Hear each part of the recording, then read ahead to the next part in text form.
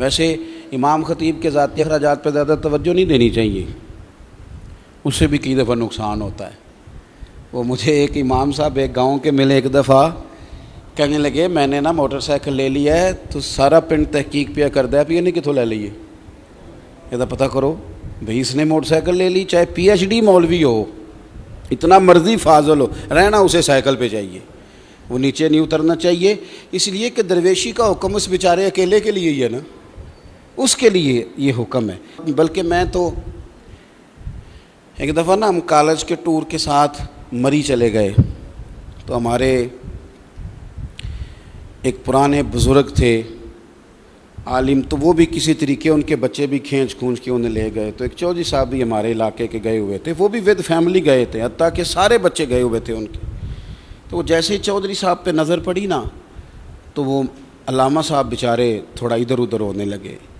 तो मैंने कहा जनाब आपके बच्चे कमाते हैं, सबको पता है, आपको क्या मसला है? कहने लगे तान नहीं पता, लोगों का एक अपना मिजाज है, जल्दी ज़रा बात कर लेते हैं। तो वही हुआ, चौधरी साहब आते कहने लगे मौलवी साहब तुसी भी आए हो? तो मैं फटाफट बोल पड़ा, मैं कहा जी असल चौधरी साहब मौलवी साहब ने पता लगा सी चौधरी साहब आए ने तां ये पीछे टोर आए ने, तुसी घर रहते तो हो सकता है भी रह पेंदे, आप अगर आ सकते हैं तो इनको क्या पाबंदी है? अजीब मसला है ना जी। मैंने मदरसे में अपने दोस्तों से कहा कि बच्चों को 15 दिन के बाद बर्गर भी खिलाया करो, थोड़ा महंगा ही पड़ेगा ना आपको, लेकिन क्या ये फ़कीरी का हुक्म सिर्फ़ इन गरीबों के लिए? ये सादगी का जो है वो सिर्फ़ इनके लिए असर आया? कुछ ज़ाती मसारफ भी होते हैं बाज़ लोगों के, उस पर भी तवज्जो देनी चाहिए। बहुत ज़्यादा जो घुटन होती है वो बाज़ औक़ात बगावत पैदा करती है।